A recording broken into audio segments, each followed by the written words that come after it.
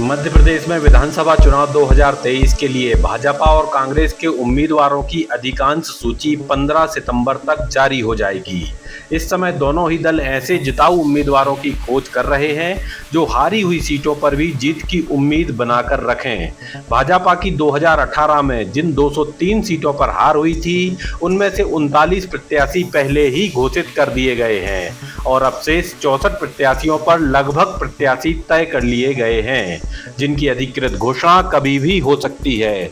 वहीं विपक्षी दल कांग्रेस कल से 3 दिन मैराथन बैठक करके प्रत्याशियों के नाम की सूची की तैयारी करेगी और 15 सितंबर तक अधिकांश नामों की घोषणा करने की योजना है। दरअसल विधानसभा चुनाव 2018 के परिणाम से सबक लेकर दोनों ही दलों ने अपने अपने स्तर पर 2023 के विधानसभा चुनाव की तैयारी बहुत पहले से शुरू कर दी थी। इन तैयारियों में सर्वाधिक फोकस बूथ की मजबूती, आकर्षक चुनावी मुद्दे और जिताऊ उम्मीदवार की तलाश पर किया गया था। जहां तक आकर्षक मुद्दों की बात है तो दोनों दलों में होड़ लगी हुई है, बल्कि कांग्रेस जो वादे कर रही है कि सरकार में आने के बाद हम क्या क्या करेंगे, भाजपा अधिकांश मुद्दों को चुनाव से पहले ही निष्क्रिय करती जा रही है।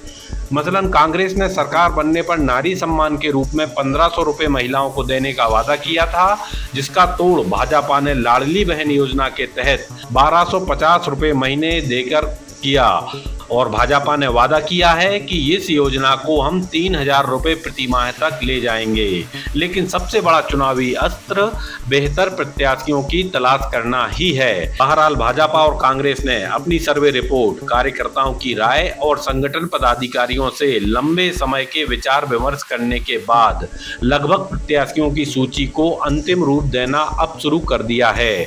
भाजपा ने जहां पहली सूची में 39 प्रत्याशियों की घोषणा कर दी थी, उसके बाद दूसरी सूची के लिए लगातार कवायद चल रही है और अब अधिकांश नाम तय कर लिए गए हैं। जहां दुविधा है, वहां से 2 या 3 दावेदारों के पैनल भी नाम में जोड़े गए हैं। जिस तरह से सूची बनाई गई है, उससे यह साफ हो गया है कि दोनों ही दलों में प्रत्याशी चयन का एकमात्र मापदंड जीत और केवल जीत को ही रखा गया है।